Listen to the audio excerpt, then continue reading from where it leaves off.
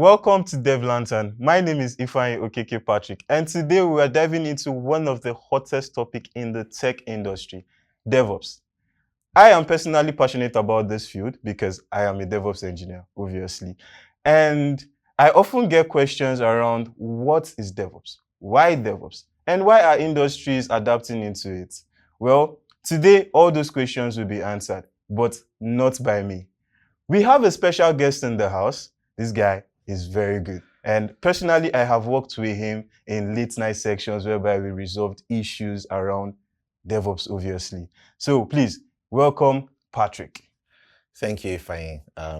Happy to be here. It's nice to have you here. I mean, this is the first time we're meeting in person, right? Definitely. And we've worked, remember, we've worked all late nights, and we've had that. I'm really excited to learn from you personally. Likewise. Basically, how's life been in DevOps field though?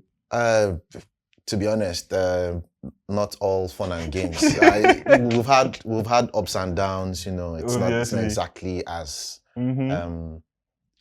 rosy as people think it out to be. You know, sometimes when someone says, "I'm a tech bro," you think it's all dollars and pounds and fancy cars. There's a lot of suffering behind the scenes. Funny story. I remember the first night we met, right? And we had four people joined the meeting. And remember that at the end of the whole thing, it was just me and you. Yes. Up until 5 a.m. in the morning. That was a very, very funny situation. And we just met for the first time and we worked together and we were able to resolve that. So personally, like I said earlier, I'm excited to learn from you. So let's dive into today's topic, right? Which is DevOps. So what can you tell us about DevOps? What is DevOps? All right. So DevOps basically is a combination of two fields, development and IT operations. And that's where the word came from, DevOps, so IT operations and development. And basically, DevOps bridges the gap between software development and the market, going to the market. The whole aim around it is to make things easier, allow organizations, businesses, individuals to be able to deliver fixes, updates, and new releases to the market in a timely manner, and also fosters better collaboration between teams. So you spoke about development and operations, right? So one of the questions I usually get when I explain that to people is, who are the representatives in terms of development and who are the representatives in terms of operations, or what represents operations and what represents development? Do you mind enlightening more on that? Okay, so for me, I would say the development team is basically a combination of the software developers, your project managers, your IT department. Then on the operations side of it, you have the business managers, you have the marketers, you have your support team. So all of these people come together to form DevOps. So DevOps is not just the engineer who does all of that work. It's actually a combination of two different teams together, coming together to achieve the same goal.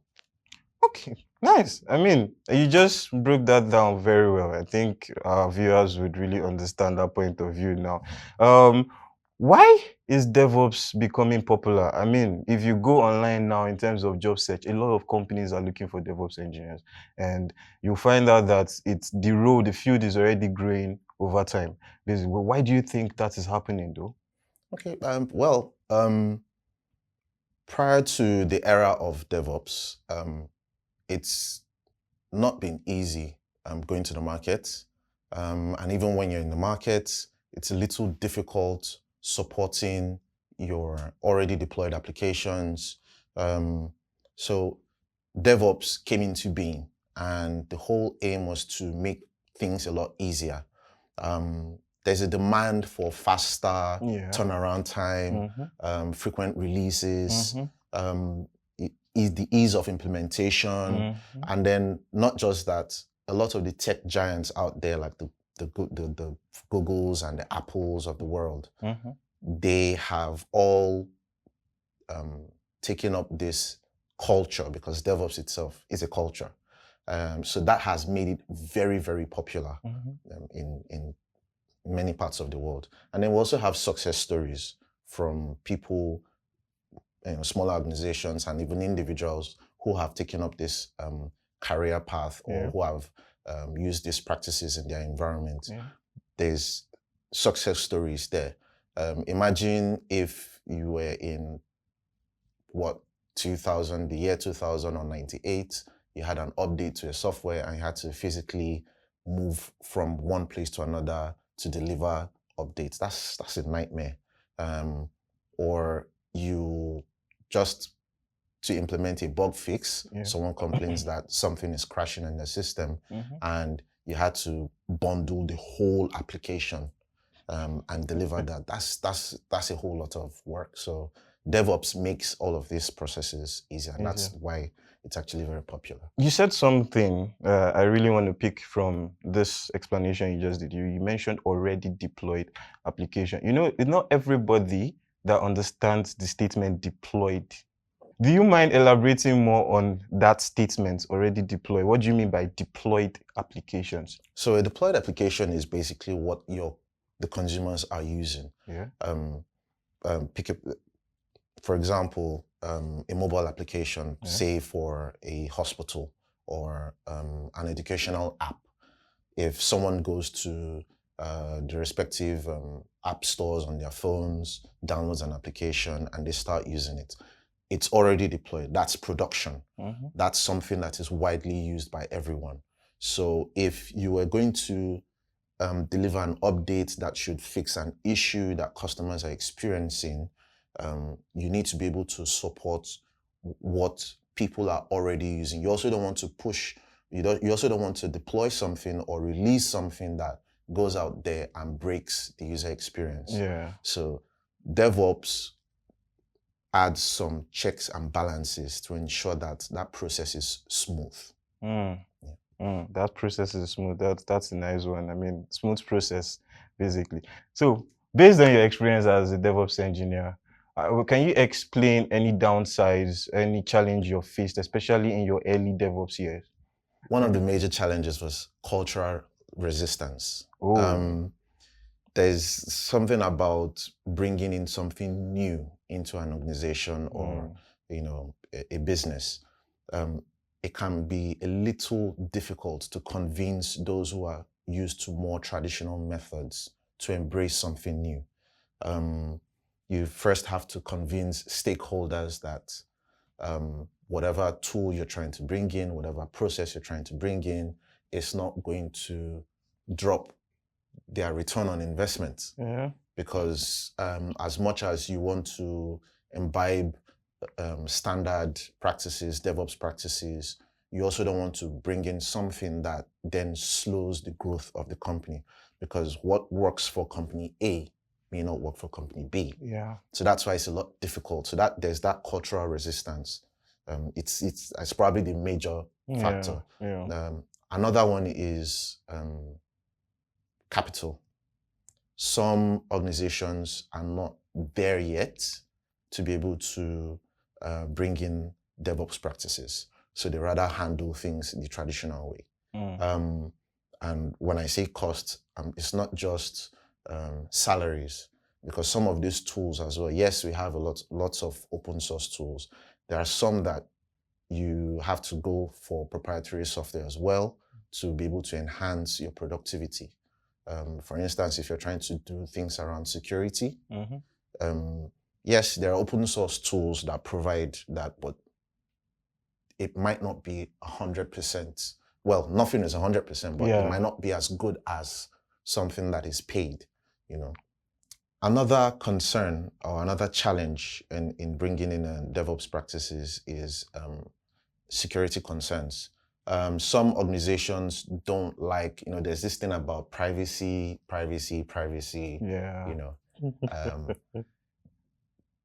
People are afraid to put their infrastructure, the people's data out there. as much as companies who offer cloud computing services will tell you, hey, your data is secure. We have lots of security practices in place. Some people are still a bit skeptical. So they still prefer to run on-premise infrastructure, for instance. Everything is in-house. And when I say on-premise, you have a physical office, your servers are in the office there. Anybody wants to do anything, they have to physically go to those servers and do whatever they need to. A typical example is for banks. Not all banks put their things in the cloud, which is quite understandable. It's very, very sensitive. You also don't want to put something out there because when you have that, I think that's one of the advantages that on-premise infrastructure has. You need to physically go there, depending on what you have in place. Sometimes you need to physically be in the same location to cause havoc, basically, So security concern is one of those things. Another one is costs.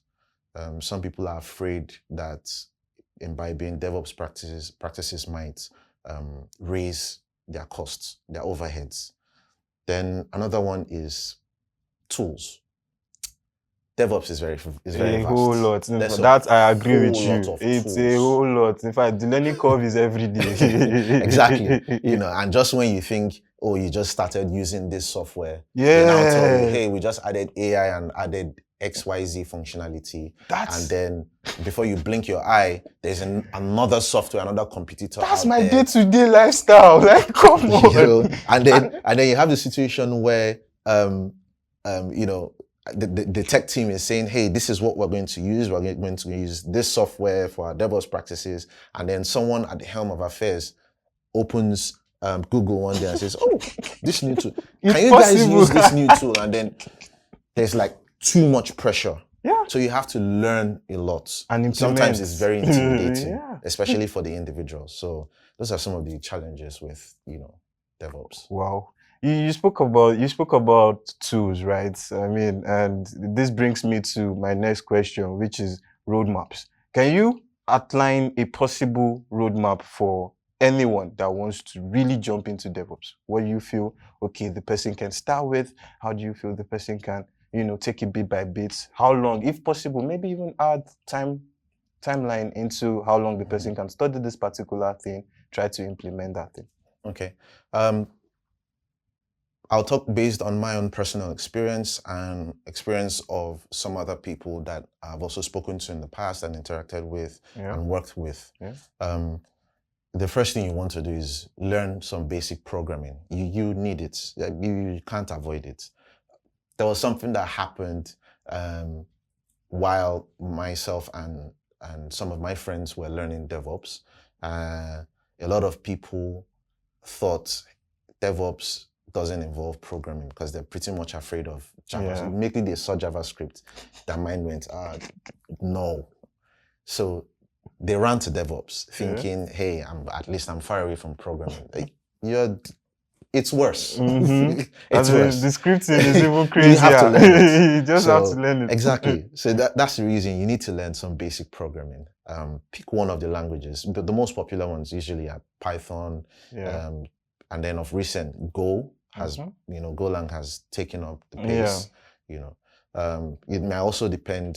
Some of the things that will influence that learning is your environment, the industry where you want to practice as a DevOps engineer. In most organizations in certain regions, they are used to these type of stack. So in Nigeria, where we are, for instance, most of the banks, their stack is .NET, except for maybe some of the new banks that use more recent stacks like Node and the rest. So whatever you learn should be good enough for you to, go shift to DevOps.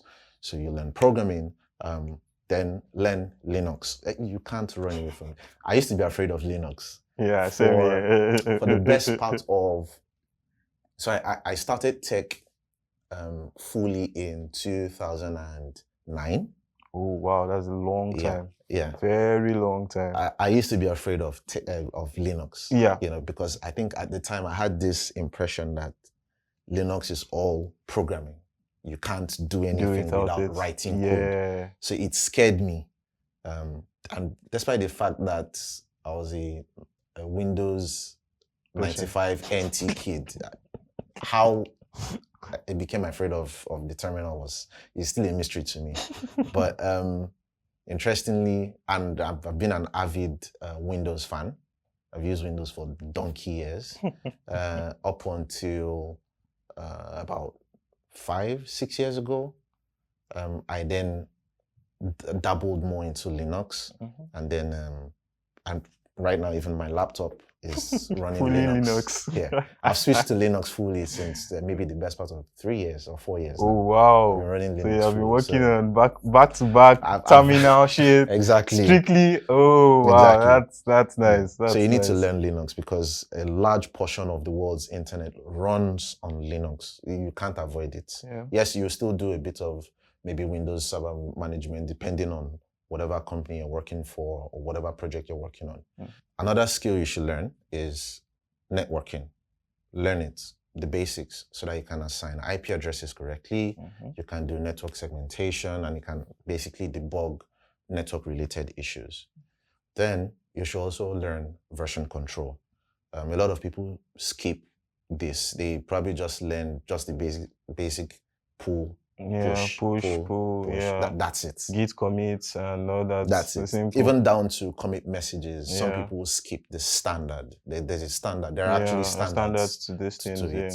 So but learn it. Learn how to use it effectively. Yeah. Because you'd basically be merging commits from multiple authors. So you don't want to have merge conflicts. No merge conflicts to come into play. I know where that part is coming from. Exactly. So there's always an issue around that. Yes. Yeah.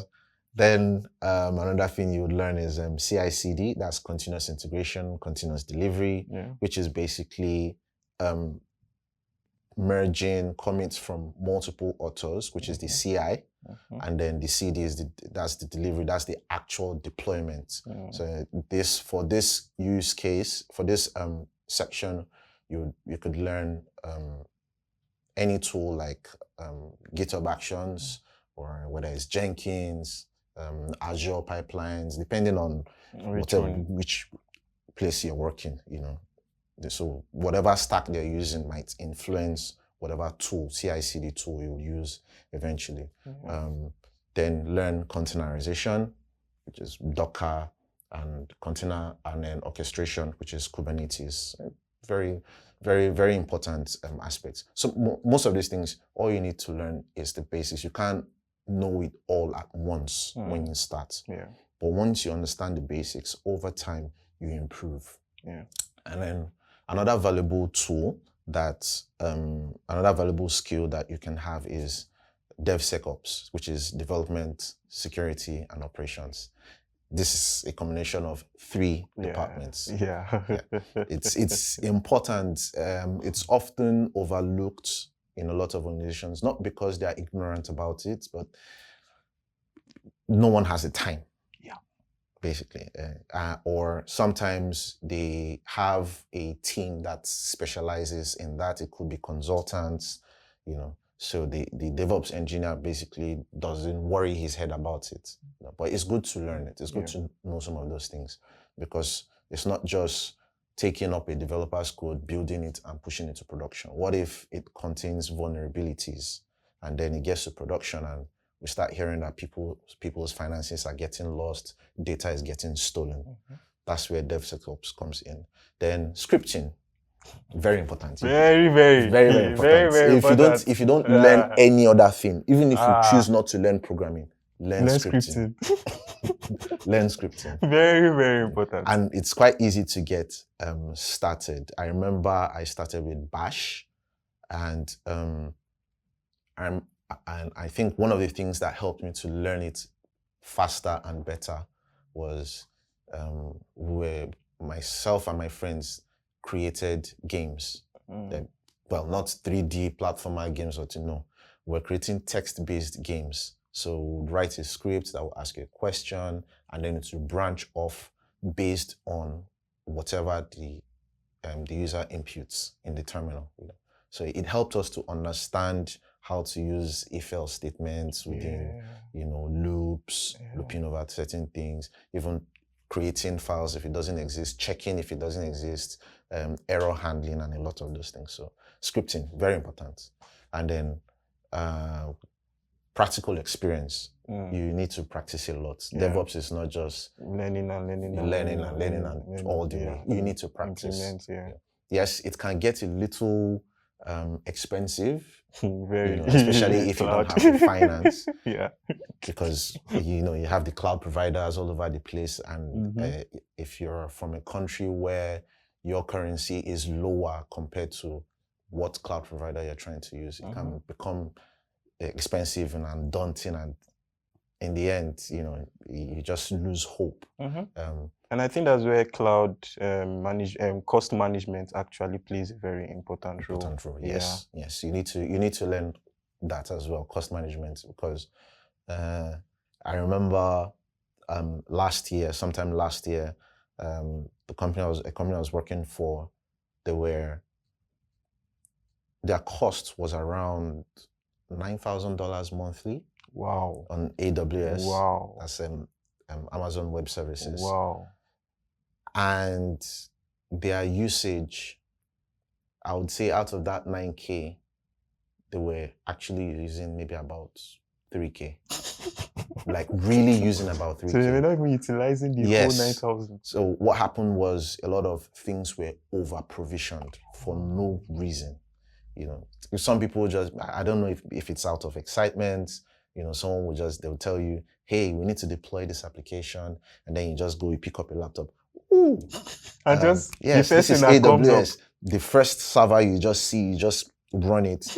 Imagine setting up a 32 gig RAM server for a single page application, just one page, just one landing page. That's an overkill. So you need to be able to understand that cost of optimization. Yeah. And then the last one is stay updated. You can't afford to not know what's happening, because the tools change drastically. Just when you think you're starting to use one tool, a new one comes out, or a new practice comes out, or a new field comes out. In fact, just to add to that, I just heard something called API Ops, and when I found that, I was like, "That's new." And you're like, I heard that. It still goes back to the DevOps practices. I'm like, okay, with API management. I'm like, exactly. So, so things change drastically, and with the advent of the microservices architecture, I'm pretty sure more things are coming in. So, you've just outlined a lot of roadmaps, and that's to tell that DevOps has a lot of tools that kind of makes it more interesting, basically. But you just also spoke about the learning curve of those tools and how important they are. So as a DevOps engineer, right, what do you really enjoy in DevOps? So the fact that I can sleep at night is a win for me. Well, you don't sleep. Well, yes.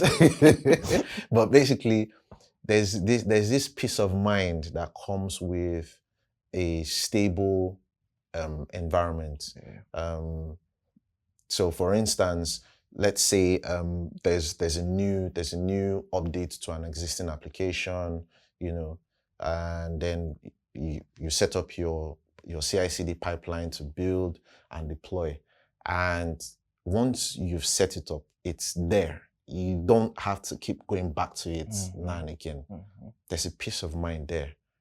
It's stable. Anything that allows you to go back to it is either to enhance it or to fix something, or maybe there was an issue somewhere that didn't allow it to work. then you find yourself going back there. But there's this joy in, I remember the first CI/CD script I wrote. I love GitHub Actions. GitHub Actions, very, very fun, and then I remember the first time I wrote an Azure pipeline, and the syntax is almost like the opposite different, somehow, but it was fun.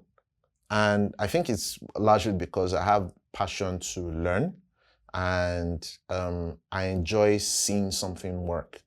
If I open up Azure or GitHub or something, and I just look at the pipeline list and I'm seeing green, green, green, green, and I'm like, satisfaction. And then all of these scripts, sometimes when you look back at what you've done, you marvel at how much you've done, and you're like, a year ago, I couldn't do this, when you're trying to also enhance it, add certain features to it. It could be for tests, for instance. I remember the first time I integrated Postman into a pipeline, which it will basically test before it deploys. I really enjoyed that process, it was a huge one for me. I really enjoyed it. So there's that peace of mind. There is the satisfaction from doing something that allows you to focus on other things, and then it simplifies your work process. The workload gets reduced. You don't have to keep doing, repetitive tasks all over again. So it does it for you. So DevOps is basically your own AI robot doing work for you. Once you set it up, it's working, you're good to go. Setting up your you own focus thing. on something else. In fact, you focus more on monitoring and just ensuring that things are up and running. So I'm going to ask this next question from personal experience, right? I think, like I stated earlier, I want to learn from him also. So my next question, so you're learning something, right? Because you mentioned a lot of tools and the learning curve. So you're learning a particular tool and you have to deliver it immediately, right? And you're running out of time, but you still have to learn it and you still have to implement it. How do you balance that timing? Because DevOps is a learning curve. It's an everyday learning curve. So how do you balance that attitude of having to learn at the same time deliver, especially when you have a timeline? So how does it work for you? Okay, so from my own experience, from what I've done over time, I simplify things. Don't try to join the bandwagon by complicating stuff. I've come across situations where I was contracted to do something for a company, and then you get into the system, then you're seeing like pipelines, and then it's now looking intimidating to you. If you have the skill set, by all means, do follow suit. But if you have ways to simplify things, do it. Like they say, less is more. Sometimes some people want to show off that, yes, we can use all of this stuff. Imagine setting up Kubernetes and you are running a monolithic application and it's just one. You're showing off. Simply just make it simple. So I try to simplify things. I try to then as I'm learning, so one of the things I do is daily, I take out like an hour just to look over things that are happening. It's not the same for everyone. Some people find better time at night, some weekends, but I just find time like 30 minutes to an hour daily. You don't have to, it's not like you have to learn it at that time. Just have an overview of what's happening around and then find time to practice. And the more you practice, you get better at it. Like there are some things that would happen right now while I'm doing DevOps, and I'll close my eyes and I know where the problem is coming from because I have seen it and I have overcome it.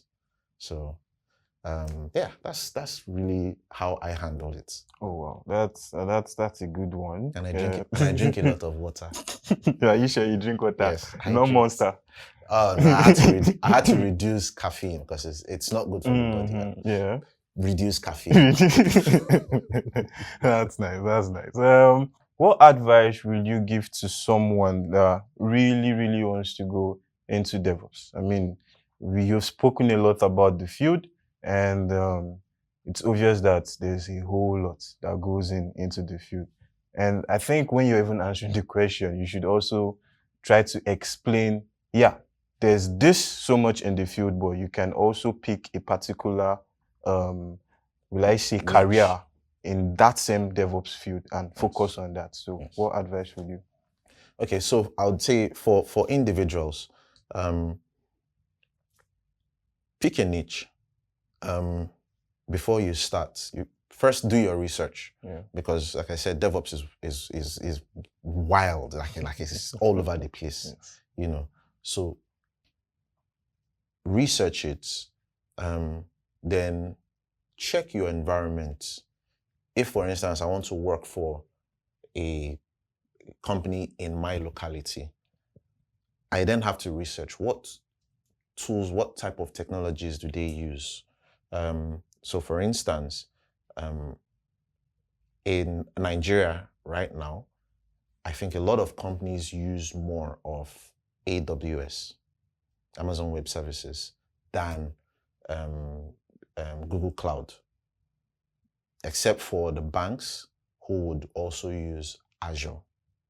But more companies are using AWS. That's why if you count 10 DevOps engineers in Nigeria, 6 of them are more familiar with AWS. But why so though? I mean, I'm more of an Azure person, so but I've used Azure a lot. So why do you think that is what's going on? Does AWS look simpler? Because if you ask me in terms of visuals, Azure has a better UI than AWS. True. So why do people adopt AWS more than Azure? Why do you think that? So as an individual who is trying to learn DevOps and get into DevOps, I would advise that you pick a niche. It's very wide, so you don't want to get overwhelmed by too many tools and lots of things that you see. Do your research first. Ask around, what are people using? The companies or the region you want to work in or people you want to work for, understand the technology they're using. It will also shape in what you learn, especially at the initial stages. So if, for instance, you have a passion to work for a bank as a DevOps engineer, we already know that in Nigeria, for instance, lots of the banks are using .NET related technologies. So it means that most likely, if they are using cloud providers, they'll be using Azure. So you need to learn Azure pipelines. You need to learn Azure App Services. You need to learn Azure Kubernetes Service, for instance. You don't need to know the whole lot of it. Understand the basics and build on it. Practice that over time. You get used to it. Then for teams, for companies, make DevOps a culture. Don't just see it as one other department in the company. Yeah. You need to make it a culture. Yeah. A lifestyle. Make it a lifestyle.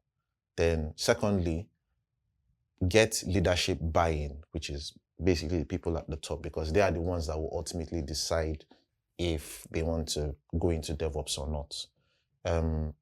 Because like I mentioned earlier, there's always this kickback on bringing in something new.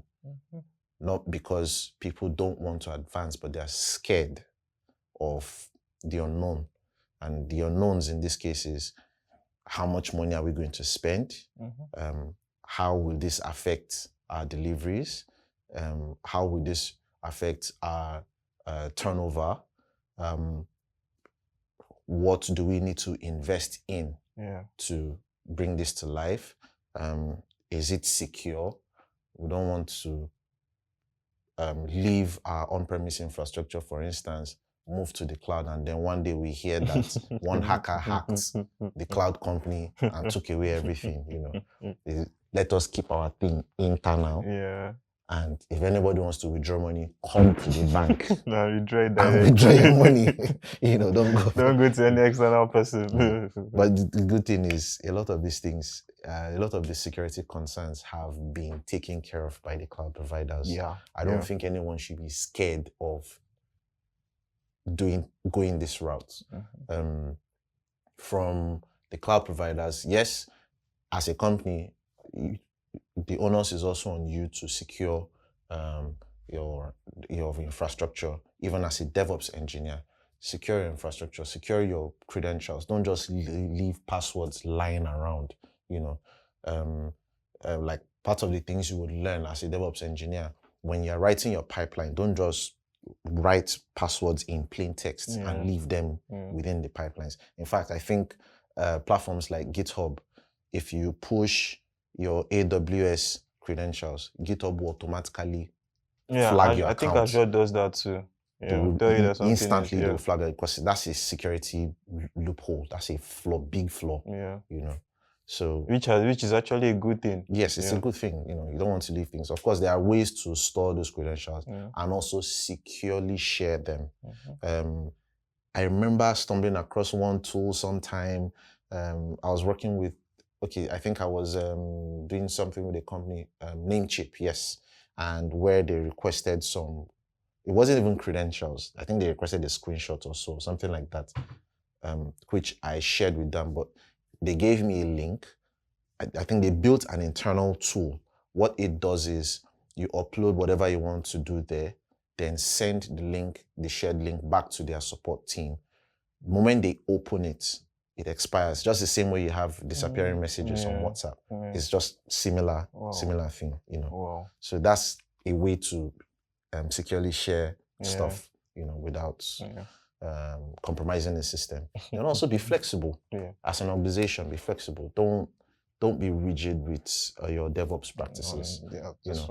Whatever works for company A may not work for company B. True. Due to the difference in their infrastructure, their practices, So don't be so rigid. Then enable automation. Automation is sweet, trust me. Perfect. It eases everybody's life. Imagine back then, before the advent of automation, a developer has built an application, they want to deploy it, then they have to call this guy and that guy and that guy every time. Manual system is really stressful. That's very, very stressful. Now, once the DevOps engineer just sets it up, the developer, even during development, it makes it fast, because as a developer, you can just write your code, push, and you're seeing your changes instantly. You're not waiting for someone else to come and help you deploy it. True. The pipeline has taken care of that. True. If you want to roll back, click of a button, you can easily roll back your changes, which is one of the good things that DevOps takes care of, especially in production. If you want to roll back, I think maybe, in fact, it happens almost every time. I'm sure this year there's probably been a few incidences like the CrowdStrike one of a few weeks back, where an update was rolled to production, broke systems, With the help of DevOps, you can easily, some of those things, yes, I'm sure that was what Microsoft did. Some you can't. I'm sure that's what Microsoft did when they had that general. Yes. It has happened a number of times, Sometimes you may not be able to roll back instantly, but you can easily roll out another update to fix whatever the issue is.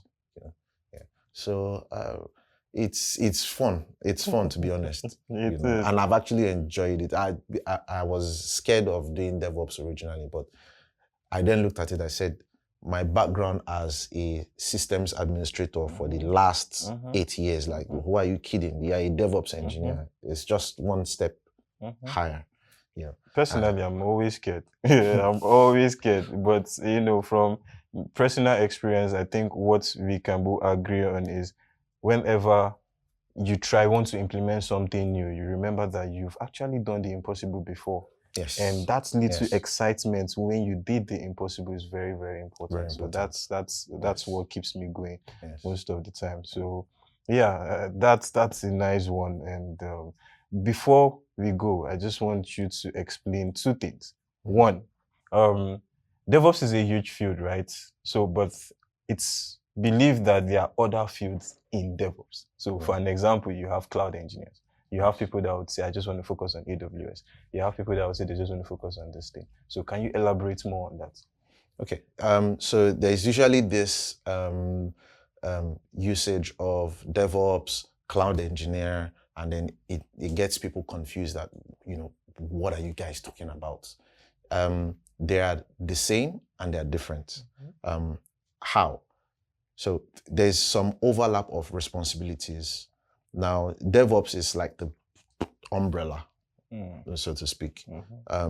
And if you now want to drill down into the individual parts of DevOps, you now have the cloud engineers. Then the cloud engineers basically deal with the cloud providers, basically building for the cloud, architecting, cost optimizations. They deal largely with cloud providers, AWS, GCP, and IBM Cloud, and lots of other providers. The DevOps engineers, their focus is on improving software development and delivery. Okay. Then you'll also find in some organizations, they have cloud network engineers. They have cloud developers. Yeah. So the cloud developers are basically building for the cloud. So they focus more on Internet of Things and things like that. The cloud network engineers are basically the same network engineers that you have, but this time they are working in the cloud than the traditional network engineers that have to physically go to environments and start fixing network-related issues and all of that, or maybe solving from their own systems. So yeah, there's that overlap between them, but they also have their own differences, so to speak. Okay, so people need to understand what they really want before they decide if they want to focus on this particular, maybe a cloud engineer, or they want to focus on just being a general DevOps engineer. Me, I would rather be a general DevOps engineer, basically. I think when I started out, there were two people I was looking up to, two good friends of mine. They were the ones that, gingered me to keep pushing and venture into it. And he also explained the same thing, because when I read about it and I was seeing lots of cloud this, cloud that. In fact, even the cloud engineering itself is also has its own sub career paths, so it can get very confusing. So he then explained that, look, in Nigeria, for instance, what people are looking for are DevOps engineers. They don't want to know. You pretty much need to know everything. You need to know everything. If you go to certain companies, maybe in the US, what they're looking for is you even see the CVs.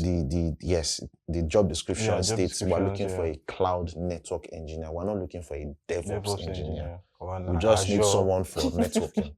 We already have a cloud developer. We already have other engineers. What we need is a network engineer. So they hire based on those individual roles. So you look at your environment, who you want to work for. Me, I like the whole pie. Let me just have the whole pie. So that's why I went that route, and something else that some people, like I mentioned earlier, DevSecOps. That's another angle again, because some people will get confused again. We have DevOps, we have DevSecOps. What's going on? DevSecOps is just the security side of DevOps. It doesn't change anything. It just means you're just putting security into it. Exactly. Interesting.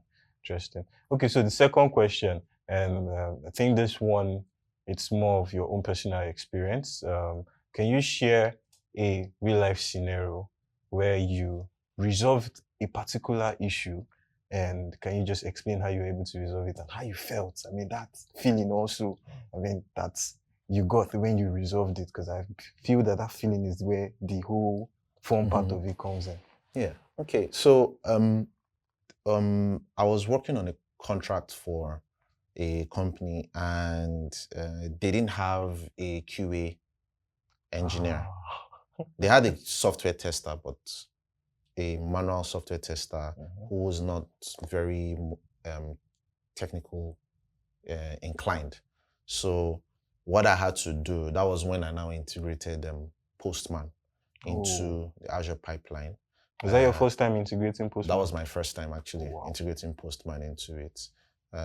So I literally had to write the tests. I used Python to generate the test scripts, and all of that. Then I integrated it with Postman, put it into the pipeline.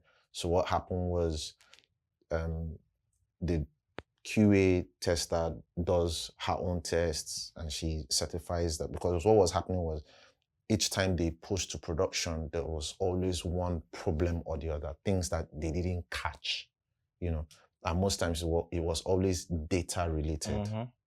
So with the help of the Postman integrated into the pipeline, it does that test even before it builds. If it doesn't pass, that software is not going anywhere, and they've been using it ever since, and it has actually improved their productivity. It doesn't directly replace a QA engineer, but it just helps because even the QA engineer too can still use it. Even you as a DevOps engineer, you need it as well, because there might be things that someone will overlook. You see it in the pipeline. You can always look at logs and all of that to see what's going on. Something that people often overlook is logs. There's nothing like too much logs or not having logs at all. Have logs. It helps you to pinpoint where a problem is coming from. So even in your DevOps pipeline, you need logs. There have been instances where you look at your pipeline after it has deployed, everywhere is green, and then someone starts complaining that something went wrong and you're not exactly sure what the issue is. The first place you typically want to look, aside from looking at the application itself on the server or something, you also want to take a look at your pipeline's logs and be sure that it did what it's supposed to do. Sometimes there are some errors that often escape the pipeline, especially if you have not added enough error handling. It happens to the best engineers on the planet. So it's not like inevitable. It's inevitable. Something you must go through. It happens. Even for applications that you've deployed over and over and over again, you will be shocked that something will go wrong. It might not directly be as a result of your own error. It could be that, for instance, Azure has deployed a new update to the environment. Yours is not compatible with. It can happen. So that log will allow you to pinpoint where the issue is coming from. And it has come in real handy. I mean, that's a nice one on logs. Personally, I like to review my logs. In fact, I make it a culture to view my logs when the pipeline is running. I do because you have to just see it. There's this joy. There's this joy in looking at it. Like, okay, this step has passed. This step has passed. Then especially that particular step that was failing since, you just want it to pass that step. So it's like, God, please, this step should just pass and let you just know. So logs actually play a very, very important role when it comes to running your application. Oh, wow. So thank you, Patrick, for being in the show. And it's obvious that you have a lot to share. And I look forward to bringing you again into the show again to come and share more. In fact, I hope next time you have something for us to really view, because we need to dive into the depth of this thing, to really let people understand that DevOps has a lot, but I mean, there's also the fun parts in doing it, basically. There's always that excitement. For me, it's the excitement at the end of everything, despite the whole studying process and the implementing process. But you have that little excitement knowing that there's this joy in knowing that when a software is out there, now you put up. Exactly. Someone can be viewing it in their phone now, let's say for an example, walure.com. And you just find out that you just peep inside that person's phone or that person's laptop, and you see that the person is typing on Walure or is typing on something, and you just find out, now me make that thing possible. Exactly. You understand?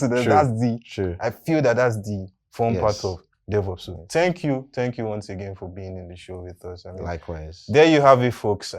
We've explored the whole part of DevOps in terms of basics, in terms of introduction. You have an idea of how DevOps work, and I look forward to sharing more insight on DevOps in the near coming future with you guys. And please, if you have any questions you want to ask, if you have any comments you want to give or suggestions, please make sure you do that in the comment section. Make sure you drop your questions. If you have any issues around DevOps that you feel that you want us to help you resolve, we are here to do that for you. Patrick is also available to do that for you. So just drop the issues. You can even send a screenshot if it's possible and reach out to us one way or the other. Our social medias are displayed on the screen, so feel free to reach out. Until next time, keep innovating, keep evolving. Bye.